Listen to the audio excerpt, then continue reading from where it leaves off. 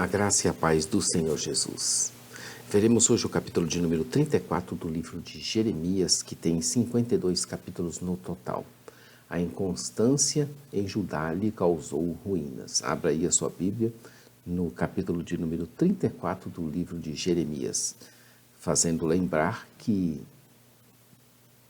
esse livro foi escrito com o propósito de lembrar os exilados na Babilônia os motivos das suas provações e garantir a eles que, ao se arrependerem, poderiam voltar à terra prometida com grandes bênçãos. Eu sou o pastor Daniel Deusdete, da igreja Os Semeadores. Todos os dias estamos aqui com uma palavra de Deus para a sua reflexão, uma palavra de Deus bíblica. Então abra aí a sua Bíblia, ou se preferir também, entre em nosso blog site jamaisdesista.com.br, onde você vai encontrar a parte escrita com gráficos, ilustrações, tabela. Então iniciamos a 14ª parte hoje da nossa divisão proposta de 18 delas, nos baseando, como estamos fazendo, pela Bíblia de Estudo de Genebra, na sua estruturação e divisão, nos seus comentários, para nós fazermos as nossas reflexões. Então a 14ª parte são as transgressões e julgamentos representativos. Vários acontecimentos selecionados retratam os tipos de pecado que transtornavam Judá. Dos versos 34 do capítulo 34, verso 1, até o 36, versos 32, estaremos meditando nas transgressões e julgamentos representativos. Esses capítulos contêm cenas representativas da rejeição da palavra do Senhor que levaram ao julgamento final de Judá. A divisão proposta dessa parte vai ficar da seguinte maneira: o julgamento contra Zedequias por voltar atrás em sua promessa de libertar os escravos, veremos agora. O julgamento por ficarem aquém do exemplo dos recabitas, amanhã. O julgamento contra Jeoaquim, que queimou o rolo de Jeremias, depois de amanhã, no capítulo 36. O julgamento contra Zedequias.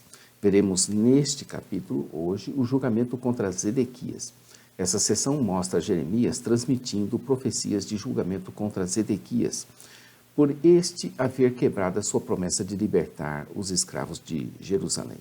A palavra do Senhor veio ao profeta naquele momento, em que todo mundo parecia conspirar contra Jerusalém.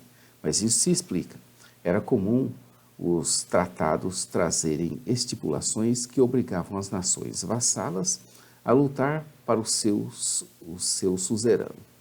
E Deus disse para Jeremias dizer ao rei de Judá, Ezequias, que ele não estaria prestes a entregar a sua cidade nas mãos de Nabucodonosor, que a queimaria a fogo. Aliás, que ele estaria prestes a entregar e não a não entregar. Repare nas ações simultâneas. Babilônia e seus vassalos atacavam Jerusalém e Deus lhe entregava a cidade.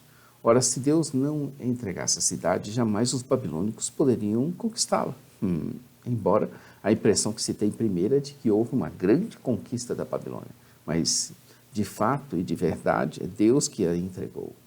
Ainda que fossem muito superiores, e com efeito eles eram, em efetivo, em armas, táticas, estratégias, eles eram muito superiores. Mas isso não garantia a vitória. O que garantia a vitória é que Deus mesmo tinha entregado eles. Diz a palavra de Deus que em vão vigiam as sentinelas se o Senhor não guardar a cidade. Isso está no Salmo 127, nos versos 1 e 2. Não adianta você se esforçar, correr, lutar, se o Senhor não abençoar. Zedequias veria os olhos do rei da Babilônia e falaria a ele face a face, mas não morreria em paz, morreria no tempo oportuno. O fim exato de Zedequias permanece obscuro. O fato é que ele não morreria em combate. Como lhe ordenou o Senhor, assim fez Jeremias, anunciando-lhe todas as palavras fiéis e verdadeiras do Senhor na sua vida.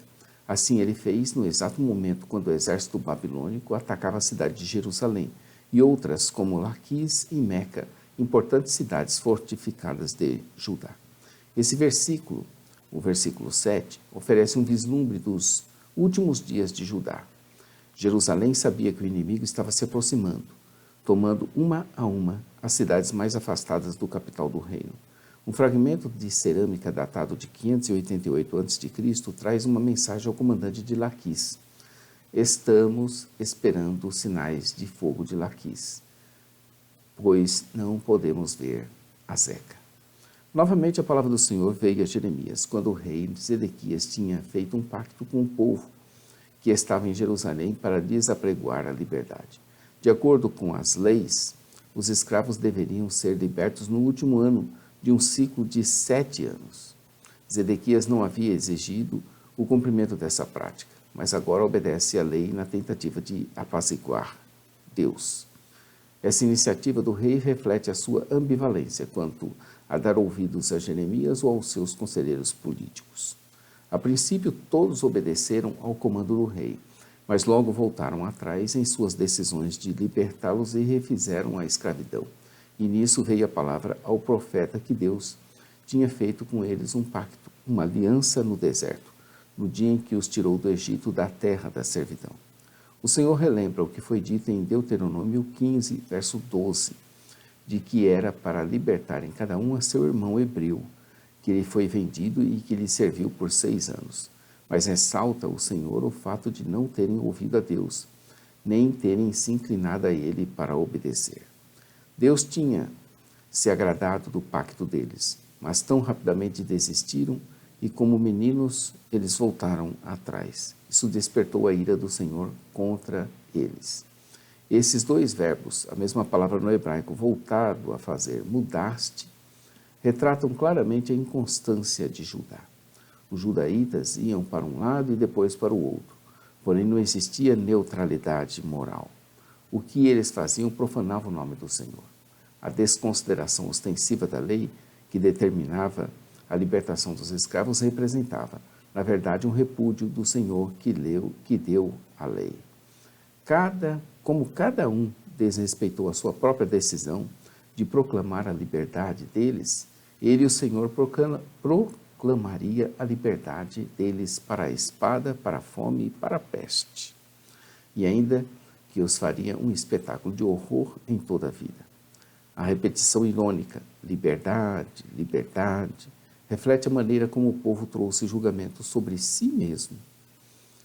O verso 1 do capítulo 34 de Jeremias diz assim: a palavra da parte do Senhor que veio a Jeremias, quando Nabucodonosor, rei da Babilônia, e todo o seu exército, e todos os reinos da terra, que estavam sob domínio de sua mão, e todos os povos, pelejavam contra Jerusalém e contra todas as suas cidades, dizendo. Esse é o versículo de número 1 do capítulo 34. E o último versículo 22 diz que: eis que darei ordem, diz o Senhor, e os farei tornar a essa cidade, e pelejarão contra ela, e a tomarão, e a queimarão a fogo, e das cidades de Judá farei uma assolação, de sorte que ninguém habite nelas. O pacto tinha sido feito, e um cordeiro tinha sido sacrificado ao dividirem o bezerro e passarem entre as partes, conforme Gênesis 15, 18. Essa passagem entre os corpos era um ato que com frequência acompanhava a ratificação de uma aliança e indicava uma solene maldição sobre si mesmo. Aquele que andava entre os pedaços das carcaças dizia: se eu quebrar a minha aliança, que aconteça comigo o mesmo que aconteceu com este animal. Aqui o Senhor jura permitir que a maldição se realize. Nos versos 21 e 22, os versos 21 e 22, que a gente leu o 22, o Senhor decidiu entregar Zedequias e seus oficiais aos babilônios, porque Zedequias havia transgredido a lei de Deus e a sua aliança com Deus. E se não tivessem falhado no bom começo que tiveram, mas que recuaram em seguida, e se não tivessem falhado, Deus teria mudado a sorte deles. É Deus quem muda a nossa sorte. Amanhã estaremos aqui com os recabitas, que são exemplo de fidelidade. Capítulo 35. Vamos aprender fidelidade com os recabitas. Inscreva-se no nosso canal, conheça nosso blog, site Jamais Desista, onde tem a parte escrita dessa narrativa que muito pode nos auxiliar, com gráficos, ilustrações, tabelas.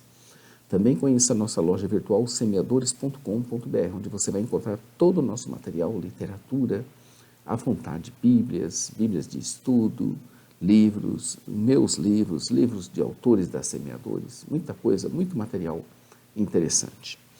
Também às 8h30 nós temos o programa Momento Missionário da Igreja Os Semeadores, todos os dias às 8h30 na radio.ossemeadores.com.